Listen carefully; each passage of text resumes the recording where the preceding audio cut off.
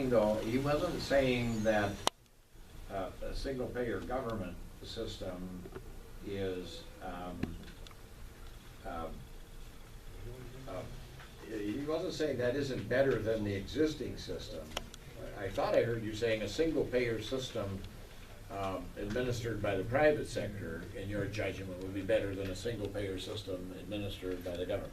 That's exactly what I said, because I just, I I'm never sorry.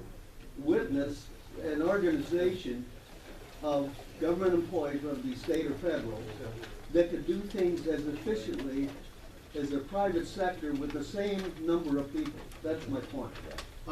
It was interesting to note when David Dernberger recently, I heard him say that there are countries in the world that administer their entire universal healthcare system, single payer, with fewer people than they have administering the policies at the St. Cloud Medical Health Clinic.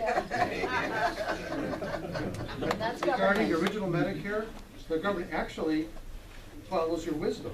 So original Medicare, the government pays the docs and hospitals. Who actually processes the claims? It's not federal employees.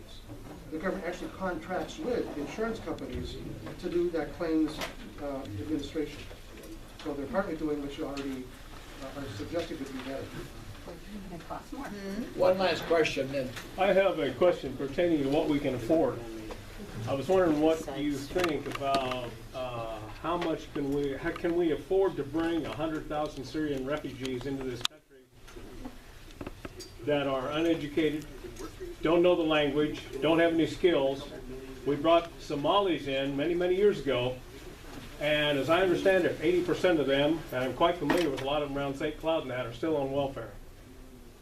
Can we afford to bring 100,000 Syrian refugees where there's a danger of terrorism and all that, tied with them, which our president wants to bring in? First he said 10,000, now he wants 100,000.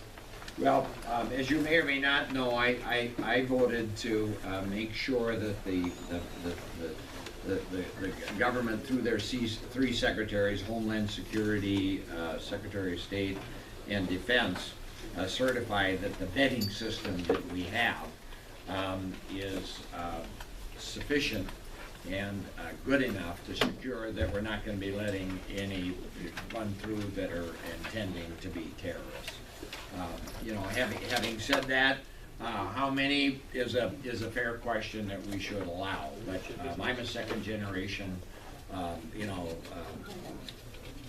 child of immigrants.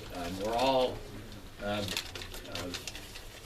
products of immigrants, and I don't think we want to become a country that doesn't let people into this country by virtue of their religion and or their ethnic origins. But I do believe we have to have a good, thorough, and careful vetting process before we let anybody in. So, thank you.